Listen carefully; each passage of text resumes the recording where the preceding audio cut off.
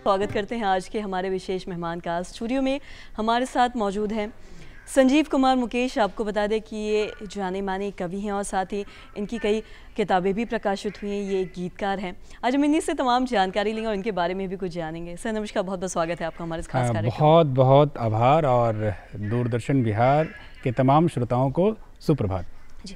Sir हम कार्यक्रम की शुरुआत कर रहे हैं। हम जैसा कि जानते हैं कि अभी 15 अगस्त आने वाला है और जब भी हम बात देश की करते हैं तो सभी जानते हैं कि हमारी खुद की पहचान से पहले हमारे देश की पहचान है।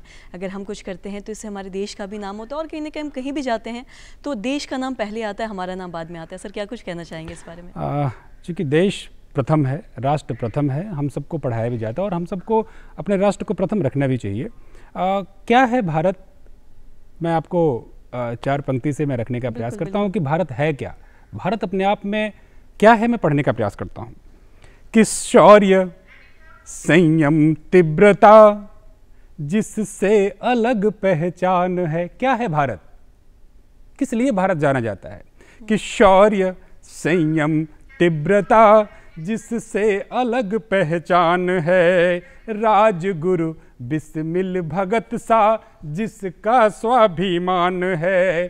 कि चांद के उस पार या इस पार आके देख लो। कि चांद के उस पार या इस पार आके देख लो। एक है, बस एक है, वह राष्ट्र हिंदुस्तान है। एक है, बस एक है, वह राष्ट्र हिंदुस्तान। क्या बात है, क्या बात है। आपने कार्यक्रम की शुरुआत इतनी अच्छी पंक्तियों से की है कि अगर हम बात करें, देश की ही बात कर रहे हैं हम, तो कहते हैं कि लहराता ये जो झंडा है ये कहीं ना कहीं हमारी आन बान शान है। और प्रधानमंत्री ने ये कहा है कि हर घर तिरंगा। तो इस बारे में भी सर आप क्या कुछ बताना चाहेंगे? जब कवि से आप सवाल करेंगी तो सवाल का जवाब मैं चाहता हूं कविता के माध्यम से दूं कि एक भारतीय के लिए, इस देशवासियों के लिए तिरंगा क्या होता है, मैं पढ़ने का प्रयास करता हूं। कि शान अपनी आन भारत है। क्या है भारत हमारे लिए? कि शान अपनी आन भारत है, मुल्क ए ईमान भारत है, शक्ति है, सामर्थ्य है, जिद है, दिल तिरंगा जान भारत है, दिल तिरंगा जान भारत है। और जब तिरंगे की बात होगी तो उस अशोक चक्र की बात होगी, और जब अशोक चक्र की बात होगी तो उसके अंदर जो 24 तीलियां होती हैं उसकी बात होगी। मैं तमाम श्रोताओं के समक्ष अपनी कुछ पंक्तियां रखने का प्रयास करता हूं कि वो 24 तीलियां हमें क्या सिखाती हैं। शांति, त्याग, क्षमाशील, प्रेम, न्याय, समता से। एक एक शब्द जो मैं कह रहा हूं 24 तीलियों के लिए कह रहा हूं कि शांति, त्याग, क्षमाशील, प्रेम, न्याय, समता से नियम, अधिकार, कर्तव्य जाग जाता है। संयम, उद्योग नीति, सहकार्य, मैत्री की धर्म चक्र, धर्म राह हमको दिखाता है। कि संगठित रहें, संगठित रहें, लगाएं बुद्धिमता, देश हित, आरोग्य, राष्ट्र ही तो समृद्धि पाता है। सेवा, सुरक्षा, कि सेवा, सुरक्षा, बंधुत्व का कल्याण हो, ये हमको अशोक चक्र अर्थ गुण सिखाता है। हमको अशोक चक्र अर्थ गुण सिखाता है। हमको अशोक चक्र अर्थ गुण सिखाता है। क्या बात है, क्या बात है। ये जो 24 चक्र हैं जिसमें एक एक तिलियों के बारे में अपने अपने गीत के माध्यम से है, जो एक एक तिलियों के बारे में आपने सारी चीज़ें बता दी। अगर कोई इस गाने को ध्यान से सुने तो एक एक तिलियों के बारे में वो आराम से जान पाएगा। और साथ ही सर हम बात कर रहे हैं, हम देश के बारे में बात कर रहे हैं, तो हम ये उनके जो देश पे तैनात वीर, सरहदों पे हमारी सुरक्षा के लिए तैनात वीर, हमारे जो भाई बहन हैं, हम उनके बारे में भूल नहीं सकते हैं। कहीं ना कहीं वो 24 घंटे तैनात है हमारे लिए, तभी हम अपने घर पे आराम से चैन की नींद ले पाते हैं। सर उनके बारे में, उनके जज्बे को लेके क्या कुछ कहना चाहेंगे? उनके जज्बे को लेके कि हम पूरा देशवासी उसका ऋणी होता है कि हम आराम से इस स्टूडियो में बात कर रहे हैं, हम चैन की नींद ले रहे हैं क्योंकि वो वहाँ खड़े हैं अपनी नींद को त्याग करके। मैं उनके लिए यहीं से उनके चरणों में मैं पंक्तियाँ रखने का प्रयास करता हूँ, क्योंकि हम उनके शौर्य को नमन करते हैं। इस दूरदर्शन के प्रसिद्ध और चर्चित कार्यक्रम के माध्यम से उन तक बात पहुँचे कि इस धरा के शौर्य रज का गंगा जल के आचमन। क्योंकि अभी हम गंगा के किनारे हम लोग बैठे हैं, मैं वहीं से पंक्ति उठाने का प्रयास करता हूं कि इस धरा के शौर्य रज का गंगा जल से आचमन है, तिरंगा जान और अभिमान जीवन आचरण। लोरियों में माँ जहाँ गाती है वंदे मातरम, लोरियों में माँ जहाँ गाती है वंदे मातरम। शौर्य मन का शौर्य जन को है नमन, शत शत नमन। शौर्य मन का शौर्य जन को है नमन, शत शत नमन। शौर्य मन का शौर्य जन को है नमन, शत शत नमन। वो कहते हैं ना, जब भी हम किसी कवि से बात करते हैं, जब भी हम किसी गीतकार से बात करते हैं, तो जब भी आप उनसे बात करते हैं तो अपने गीत के माध्यम से, अपने कविताओं के माध्यम से वो सारी चीज़ें बयां कर जाते हैं बहुत कम शब्दों में, जो कहीं ना कहीं हम लोग अपने बहुत सारे शब्दों में भी बयां ना कर पाए। तो वही एक खूबी होती है किसी गीतकार की और एक कवि की। और साथ ही सर हम बात करेंगे, जब भी हम दिल की बात करते हैं तो वो दिल ही क्या, जो देश के लिए ना धड़के। अगर हम बात करें आज के युवाओं के लिए, तो आज ऐसे बहुत से युवा हैं जो हमारे देश की सेवा के लिए है, जो फ़ौज में जाना चाहते हैं, डिफेंस में जाना चाहते हैं। उन तमाम युवाओं को आप क्या कुछ कहना चाहेंगे और उनके जज्बे को लेकर क्या कुछ कहना चाहेंगे? उनके जज्बे के लिए, क्योंकि हर एक भारतवासी अपने अंदर पूरा देश समेटे रहता है, तो उनके लिए कि एक देशवासी क्या कहता है अपने लिए, उसके लिए क्या है देश, मैं पढ़ने का प्रयास करता हूँ। बिल्कुल। कि अपने जिद से मकाम लेते हैं। कौन है भारत वाले? कि अपने जिद से मकाम लेते हैं, हम मुहब्बत से काम लेते हैं, और पूछे अपना कोई ईमान धर्म, हम तिरंगे को थाम लेते हैं। हम तिरंगे को थाम लेते हैं, हम तिरंगे को थाम लेते हैं जी। और साथ ही हम देश सेवा की बात कर रहे हैं, हम युवाओं के बारे में हमने बात किया, और साथ ही जो भी वीर जवान सरहद पे हमारी सुरक्षा के लिए तैनात रहते हैं 24 घंटे, हम उनके परिवार वालों को भी नहीं भूल सकते हैं। देखते हैं कि कहीं ना कहीं वो हमारी सुरक्षा में वहाँ खड़े, उनके घर वाले उनके घर पे रहते हैं। उन सभी घर वालों के लिए, उनके फैमिली के लिए आप क्या कुछ मैसेज देना चाहेंगे, क्या कुछ कहना चाहेंगे? उनके लिए मैसेज कि आप सौभाग्यशाली हैं। बिल्कुल। कि आपके घर में वो लाल पैदा हुआ जो भारत माँ भारती के लिए वो काम कर रहा है, और देशवासियों के लिए वो अपना उसने नींद और चैन को त्यागा है। ये सौभाग्य सबको नहीं मिलता, ये बहुत गिने चुने लोगों को सौभाग्य मिलता है। और इसके लिए मैंने, और आपको एक बात यहाँ मैं बताना चाहूँगा कि जब देश की सीमा की बात होगी तो गांव की बात होती है। वहाँ पे आप 100% जो वहाँ पे जवान होते हैं सेना के, जो हमारे शौर्य वाले लोग होते हैं, वो गाँव से संबंधित होते हैं। मैंने उनके लिए 4 पंक्ति पढ़ी थी, और मुझे लग रहा है कि उनके सम्मान में ये पंक्ति कहना बहुत ज़रूरी है। बिल्कुल। कि वो इटली लंदन जाके मौज मनाते हैं, कि वो इटली लंदन जाकर मौज मनाते हैं, वो गले मिलाते हैं, बिरयानी खाते हैं, माँ भारती का भाल रहे सबसे ऊंचा, गांव के लड़के ही सीमा पर जाते हैं, गांव के लड़के ही सीमा पर जाते हैं। क्या बात है, क्या बात है सर। जिस तरीके से आप हर एक कविता के माध्यम से, मैंने जितने भी सवाल पूछे हैं आपने सभी का जवाब कहीं ना कहीं गीत से दिया है, एक कविता से दिया है, और सभी का जवाब इतना सटीक, इतने कम शब्दों में। कहते हैं ना कि एक कवि वो होता है जो बहुत ही कम शब्दों में अपनी सारी चीज़ों को बयां कर जाता है, चाहे वो बात करे प्रेम की बात करे, कटाक्ष के बारे में बात करे, या फिर देश प्रेम के बारे में बात करे, जो आपने अभी सारी कविताओं के माध्यम से सुना है। एक ऐसी कविता है जो पूरे देश भर में काफ़ी प्रचलित है, जिसके लिए आप जाने भी जाते हैं। सबसे पहले तो मैं आपसे ये जानना चाहूँगी कि इसके पीछे लिखने का जो आपने ये लिखा है कविता, क्या उद्देश्य था, और साथ ही किस उद्देश्य के साथ लिखा, और साथ ही थोड़ा आप सुनना भी चाहेंगे वो क्या कुछ कविता है?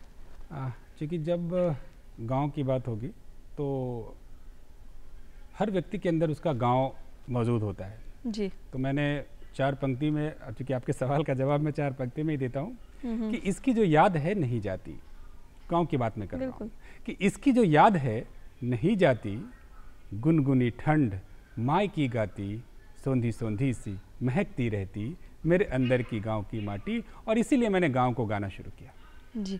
और साथ ही सर मैं आपसे जानना चाहूँगा, गांव की आपने बात की है और गांव के बारे में आपने लिखा भी, और आप भी अभी आपने कहा भी कि गांव की याद नहीं जाती, तो कहीं ना कहीं गांव से भी आपका एक जुड़ाव होगा। सर उसके बारे में क्या कुछ बताना चाहेंगे, क्योंकि हम सभी कहीं ना कहीं गाँव से आए हैं, हम सभी का जो स्टार्टिंग है वहीं से हुआ, तो इस बारे में क्या बताना चाहेंगे? गाँव से जुड़ा होना, इसका मतलब आपके अंदर मानवता का जीवन जुड़ा होना रहता है। गांव से जुड़ा होना मतलब आप जड़ से जुड़ा होना है।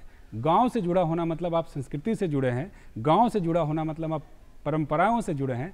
गांव का जुड़ा मतलब आप परिवार से जुड़े हैं। तो ये बहुत महत्वपूर्ण बात है। और जब गांव की बात होगी तो गांव के लड़के की बात होगी, जिसका आपने जिक्र किया, तो मैं 4 पंक्ति यहाँ सुनाना भी चाहूँगा कि क्या होता है गांव का लड़का, कि कदम दर झिटकियां चुनता रहा है, गांव का लड़का हमेशा अपने ही जिद पर अड़ा है, गांव का लड़का जो अपने हौसलों से नाप आया है धरा अंबर, जो अपने हौसलों से नाप आया है धरा अंबर, मगर दहलीज पर अब भी खड़ा है गांव का लड़का, मगर दहलीज पर अब भी खड़ा है गांव का लड़का। और जब गांव के लड़के की बात होगी तो अलंगों की बात होगी, आर्यों की बात होगी। मैंने कुछ पंक्ति वहां से चुराने का प्रयास किया है कि अलंगों आर्यों पगडंडियों सा गांव का लड़का, अलंगों आर्यों पगडंडियों सा गांव का लड़का, शहर के चौक ऊंचे मंजिलों सा गांव का लड़का, जो नासा इसरो गूगल सहित मेटा को भी भाए, जो नासा इसरो गूगल सहित मेटा को भी भाए, वो दिल से है अभी भी खिड़कियों सा गांव का लड़का, वो दिल से है अभी भी खिड़कियों सा गांव का लड़का। क्या बात है सर, क्या बात है।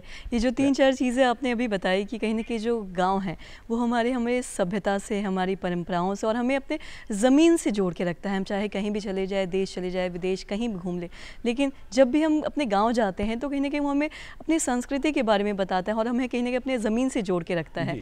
और साथ ही सर मैं आपसे ये भी जानना चाहूँगी, जब भी हम बात किसी कवि की करते हैं तो कवि का जो प्रभाव है समाज पे वो क्या कुछ है। और साथ ही आप एक कवि हैं, आपने कई गीतें भी लिखी हैं। जब से मैं आपसे बात कर रही हूँ आपने जितनी भी जवाब है वो भी कहीं ना कहीं कवि के माध्यम से, मतलब एक कविताओं के माध्यम से दिया है। मैं आपसे जानना चाहूँगी एक कवि का या फिर एक साहित्यकार का या फिर जो भी गीतकार हैं जो भी कम शब्दों में सारी चीज़ों को पिरो देते हैं बहुत ही खूबसूरती के साथ, इनका क्या समाज पे असर पड़ रहा है, इस बारे में भी थोड़ा बताएं, या क्या प्रभाव है। बहुत सुंदर और बहुत सटीक सवाल भी है ये। मैं बताऊं कि जैसे एक सवाल आपके साथ सिर्फ उस सवाल का जवाब देने के लिए कि आपको कैसे पता चला कि ईश्वर हैं, ये आपको किसने बताया। आपने हमारे वेद, पुराण, रामायण, गीता से आपको पता चला कि ईश्वर हैं और ईश्वर ऐसे होते हैं।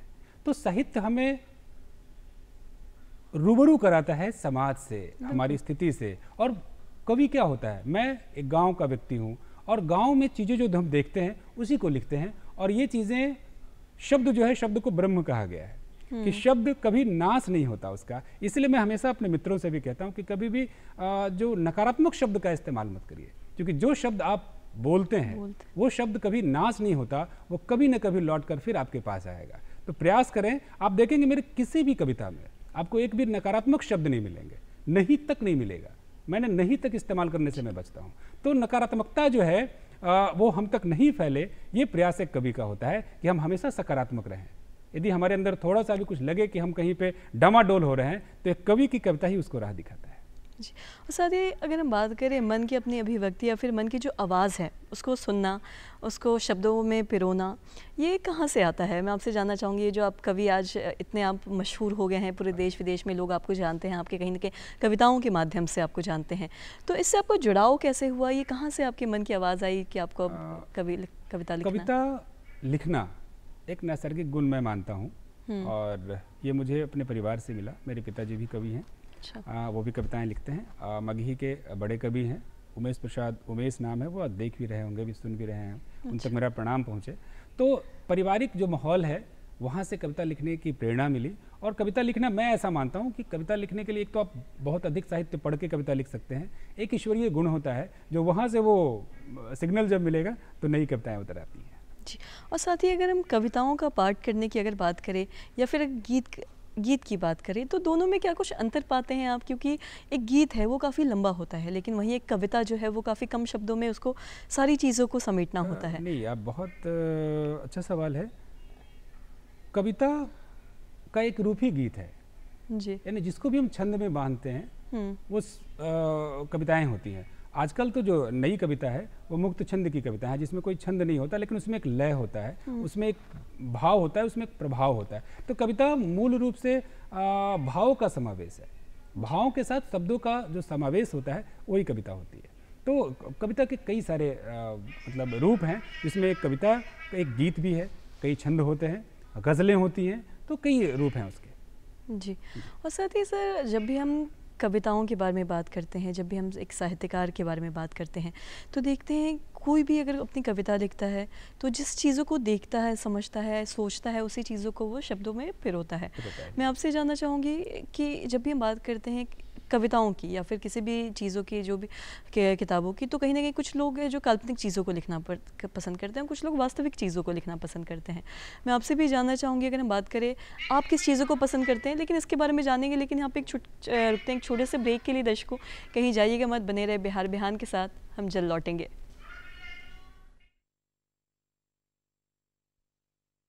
चूड़ी बिंदी हरी हरी सड़िया झुलनवा झूले जाए बुरा जजे हरी हरी बाबा के सागरवा मोरवा बोले हरी से जिया पे लोटे काला नाग हो कचौड़ी गली सुन खैला बला मुँह भोला जाने ला सगर जहनवा पर बौरा हवा पर।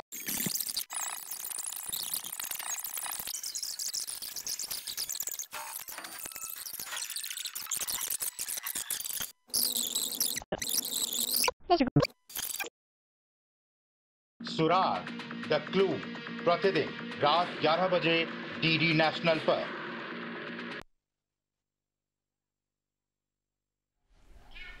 दर्शकों ब्रेक के बाद आप सभी का पुनः स्वागत है। आज स्टूडियो में हमारे साथ है संजीव कुमार मुकेश। आपको बता दें कि ये एक जाने माने गीतकार हैं, एक कवि हैं। अभी हमने इनकी कई सारी रचनाओं को भी सुना और अभी और भी चीज़ों पे बातचीत करेंगे। सर अभी हम बात कर रहे थे काल्पनिक चीज़ों पे और रियलिटी चीज़ों पे। मैं आपसे जानना चाहूँगी, जब भी हम किसी कवि के बारे में बात करते हैं या साहित्यकार के बारे में, खास करके हम कवि के बारे में बात करें, जो भी वो कविताओं को लिखते हैं, जो भी रचनाओं को वो लिखते हैं, तो कुछ वास्तविक चीज़ों को लिखते हैं, कुछ अपनी कल्पनाओं पे लिखते हैं।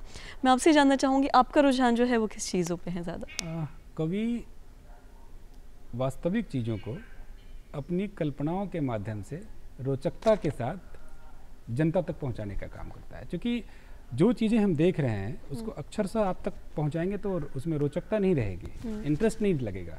तो हम उस चीज़ को प्रयास करते हैं कि, क्योंकि उद्देश्य क्या होता है कि आप तक हमारी बात पहुँचे, हमारे शब्द आपको प्रभावित करे। तो कल्पना के साथ अपनी फीलिंग जो हमने आसपास देखा उसको पिरो करके जनता तक पहुंचाने का ये एक समावेशिक प्रयास होता है। जी, और साथ ही सर आपका एक गीत है, आप गीतकार भी हम जानते हैं, जो एक काफ़ी मशहूर है। हम बात करें जयति जय भारत भारत, ये एक ऐसा गीत है जो आपने भारत की सोच के साथ, अपने देश प्रेम के भाव से आपने ये लिखा है। सर इस गीत को सुनाना चाहेंगे और किस सोच के साथ भी लिखा है, इस बारे में भी थोड़ा बताएं। निसंदेह आपने मेरे मन की बात कही। भारत अपनी मौलिकता के लिए जाना जाता है, भारत अपनी संस्कृति के लिए जाना जाता है, भारत अपने वेद के लिए जाना जाता है, भारत अपने पुराण के लिए जाना जाता है, भारत अपनी परंपराओं के लिए जाना जाता है, भारत अपनी सोच के लिए जाना जाता है, भारत वसुधैव कुटुंबकम के लिए जाना जाता है। तो मैंने इसी जो भारत की आत्मा है, मैंने इस आत्मा को एक शब्दों में पिरोने का प्रयास किया। पता नहीं मैं कितना सफल हो पाया हूँ। मैं पढ़ने का प्रयास करता हूँ कि भारत है क्या। भारत में सबसे पहले हमें प्रेम सिखाया जाता है कि हमेशा प्रेम, अपनापन और अपनी परंपराओं से जुड़े होना। और ये हम सीखते कहाँ से हैं? अपने वेद से, अपने पुराण से, हमारे जो हमारे ग्रंथ हैं उनसे। तो मैं पढ़ने का प्रयास करता हूँ कि प्रेम सिखाए किसन कन्हैया। क्या है भारत? कि प्रेम सिखाए किसन कन्हैया, यहाँ है रघुबर जानकी मैया, वेद पुराण रामायण गीता, शब्द शब्द है धवल पुनीता, यहाँ करज माथे का चंदन, यहाँ करज माथे का चंदन, माटी है अनमोल, हम भारत के लोग, जयति जय भारत भारत बोल, हम भारत के लोग, जयति जय भारत भारत बोल। और भारत क्या है? भारत अपनी संस्कृति, अपनी बोलियां, अपनी परंपराओं के लिए जाना जाता है। मैं पढ़ने का प्रयास करता हूँ कि यहाँ अनेकन भाषाएं, हर पग पग बदले बोली, यहाँ रीत में प्रीत गीत है अक्षत चंदन रोली, यहाँ प्रीत में गीत रीत है अक्षत चंदन रोली। हमें सिखाए बांसुरिया धुन, हमें सिखाए बांसुरिया धुन, मन में मिश्री घोल। हम भारत के लोग, जयति जय भारत भारत बोल। हम भारत के लोग, जयति जय भारत भारत बोल। और भारत, जो हम विज्ञान की बात करते हैं, हमारे वेद की ऋचाओं में विज्ञान की एक एक बात लिखी हुई है। मैंने पढ़ने का प्रयास किया है कि वेद ऋचाएं श्लोक छंद विज्ञान ज्ञान समझाए, कि वेद ऋचाएं श्लोक छंद विज्ञान ज्ञान समझाएं। परंपराएं कण कण में सब आपस में जुड़ जाएं, परंपराएं कण कण में सब आपस में जुड़ जाएं। ज्योतिष योग खगोल गणित का, ज्योतिष योग खगोल गणित का, दिया शून्य का मोल। हम भारत के लोग, जयति जय भारत भारत बोल। हम भारत के लोग, जयति जय भारत भारत बोल। और जब हम बिहार में हैं, बिहार प्रकृति की पूजा के लिए जाना जाता है। हम छठ जैसे महापर्व को मनाते हैं और वो प्रकृति की पूजा है। और वहीं से मैंने पंक्ति उठाने का प्रयास किया कि एक बिहारी यदि छठ से जुड़ा नहीं हो, प्रकृति से जुड़ा नहीं हो, तो वो बिहारी नहीं होता। मैं पढ़ने का प्रयास करता हूँ कि हम प्रकृति के होते कृतज्ञ, शशि दिनकर के आभारी। धरा व्योम वायु अग्नि जल पूजे बारी बारी। धरा व्योम वायु अग्नि जल पूजे बारी बारी। शीत हेमंत शरद वर्षा ऋतु, शीत हेमंत शरद वर्षा ऋतु, ग्रीष्म बसंत अमोल। हम भारत के लोग, जयति जय भारत भारत बोल। हम भारत के लोग, जयति जय भारत भारत बोल। हम भारत के लोग, जयति जय भारत भारत बोल। क्या बात है, क्या बात। बहुत बहुत शुक्रिया सर, आपकी कविताओं से हम ये समझ सकते हैं आपका जो एक भाव है देश प्रेम की तरफ, वो एक एक शब्द से आपके वो समझ आता है लोगों को। और साथ ही सर, जो आपने गीत गाया है कहीं ना कहीं बहुत ज़्यादा प्रचलित भी। इनफैक्ट मैं देख रही हूँ आपके जितने भी गीत हैं कहीं ना कहीं एक सोच के साथ लिखी गई है, चाहे वो गाँव का लड़का हो या फिर गाँव की लड़की भी आपने एक कविता लिखी है। महिलाओं के बारे में बात करें, लड़कियों के बारे में बात करें, तो हम देखते हैं कि इनका जो एक योगदान है हमारे देश को आगे ले जाने में, वो कहीं ना कहीं बहुत बड़ा है। मैं आपसे जानना चाहूँगी, आपने एक कविता लिखी है लड़कियों के लिए, गांव की लड़की। सर, क्या कुछ बताना चाहेंगे? मैं हमेशा अपने मंचों से भी कहता हूँ, देश के हर हिस्से में जाता हूँ और वहाँ से मैं एक ही बात कहता हूँ कि गांव का लड़का, उसके निर्माण में गांव की लड़कियों का बहुत बड़ा योगदान होता है। हमारी माँ, हमारी दादी, हमारी नानी, जिन्होंने हमें वो परंपराएँ सिखाई हैं, जिसने तीज व्रत त्यौहार की के मूल को हमें समझाया है। मैंने गांव की लड़कियों के लिए मैं लिखने का प्रयास किया है। पता नहीं मैं कितना सफल हो पाया हूँ, मैं आपको सुनाता हूँ जी। कि थोड़ी नटखट, थोड़ी चंचल सयानी, गांव की लड़की। कैसी होती है गांव की लड़कियाँ? कि थोड़ी चंचल, थोड़ी नटखट सयानी, गांव की लड़की, सलोनी सांवली गंगा का पानी। गांव की लड़की है जिससे तीज व्रत त्योहार, आंगन में खड़ी तुलसी है जिससे तीज व्रत त्योहार, आंगन में खड़ी तुलसी। यही सृष्टि, यही पहली कहानी, गांव की लड़की। यही सृष्टि, यही पहली कहानी, गांव की लड़की। यही सृष्टि, यही पहली कहानी, गांव की लड़की। सर, इतनी सारी आपने कविताएं सुनी हैं, आपके हर एक कविता के माध्यम से हमने हर चीज़ों के बारे में जान लिया, चाहे वो गांव की लड़की हो, गांव का लड़का हो, देश प्रेम हो, एक मन की भाव हो, सारी चीज़ों के बारे में हमने आपके कविताओं के माध्यम से सुन लिया। और साथ ही सर, मैं थोड़ा आपके सफ़र के बारे में भी जानना चाहूँगी। कई कविताएँ हमने सुन ली, थोड़ा अपने बारे में भी बताएं सर, कैसे इससे जुड़ाव हुआ, कहाँ से शिक्षा दीक्षा, कहाँ से ताल्लुक़ रखते हैं, सारी चीज़ों के बारे में थोड़ा बताएँ। जैसा मेरे नाम में जुड़ा हुआ है गाँव का लड़का, मेरी प्रारंभिक जो पढ़ाई है वो गाँव से हुई है। और पिताजी, मैंने कहा कि जो कविता से जुड़ाव का कारण मैंने पिछली बार भी बताया कि पिताजी साहित्यकार हैं, घर का माहौल और उनके जितने मित्र थे, कवियों की टोली हमारे घर में रात्रि विश्राम करते थे लोग, तो उनसे जब आप जिनका सानिध्य मिलेगा आप ऐसे ही बनेंगे, वैसे बनेंगे। जी जी। और साथ ही सर ये भी जानना चाहेंगे, ये तो आपने बताया कि आपको प्रेरणा कहाँ से मिली आपको कविताओं को लिखने की, साथ ही मैं आपसे थोड़ा आपके घर परिवार के बारे में भी जानना चाहूँगी, कहाँ से आप ताल्लुक़ रखते हैं, आपकी जो शिक्षा दीक्षा, इस बारे में कुछ बताना चाहेंगे? इस बात का मुझे गौरव भी है और अभिमान भी कि मैं बिहार से हूँ, और बिहार में भी उस नालंदा से जिसने विश्व को ज्ञान की ज्योति से प्रकाशित किया है। मैं उस नालंदा के स्थामा प्रखंड के छोटा सा गांव जियर है, तो जियर गांव से मैं बिलोंग करता हूं, मैं वहीं से, और मेरी बचपन वहीं बीता है। इसके बाद पिताजी चूँकि विद्यालय चलाते थे, तो उनका विद्यालय जहाँ होता था मैंने वहीं से पढ़ाई करी और आज आपके सामने हूँ। जी। और साथ ही सर वक्त की भी हमारे पास थोड़ी पाबंदी है, और कई कविताओं को हमने सुना, जो हमारे युवा हैं जो इस राह पे चल रहे हैं, जो एक आपकी तरह एक कवि बनना चाहते हैं, अपना नाम करना चाहते हैं, उन सभी को आप क्या कुछ एक मैसेज देना चाहेंगे, इस बारे में भी थोड़ा सर बताएं। जब कविता की बात होगी, कवि की बात होगी, या किसी भी क्षेत्र में जब हम जाएंगे, तो मौलिकता की बात होती है कि आप में अपनापन क्या है, आप में अलग क्या है। तो मैंने उनके लिए, आजकल क्या है ना, आप देखते होंगे कि लोग कहते हैं इसके जैसा बन जाओ, उनके जैसा बन जाओ, तो मैंने वहाँ काटा है इस बात को, किसी की जैसा मत बनो। मैंने उसके लिए 4 पंक्ति लिखी है कि जिंदगी जब तक रहेगी हाय पैसा, कि जिंदगी जब तक रहेगी हाय पैसा, जिद के आगे दूरी कैसी नाप कैसा, कि जिंदगी जब तक रहेगी हाय पैसा, जिद के आगे दूरी कैसी नाप कैसा, सीखना है श्रेष्ठ जन से सीखिए, पर बनिए केवल आप अपने आप जैसा, बनिए केवल आप अपने आप जैसा। क्या बात है सर, आपकी कविताओं से कहीं ना कहीं मुझे भी काफ़ी चीज़ें सीखने को मिली। ये जो आपने अभी लास्ट में कहा कि आप सीखे सबसे, लेकिन आपको बनना है अपने जैसा ही है। सर ये बहुत बड़ी चीज़ है जो आपने कविता के माध्यम से आपने सभी को बताया। और साथ ही सर क्या कुछ कोई ऐसी कविता, क्योंकि वक्त की भी पाबंदी है, तो जाते जाते कुछ ऐसा है जो आप सुनाना चाहेंगे जो आपके दिल के बहुत करीब हो? जब मैंने गाँव की लड़की की बात करी, तो उसमें एक मुक्तक जो सबसे ज़्यादा करीब है मेरे, मैं वो ज़रूर सुनाना चाहूँगा।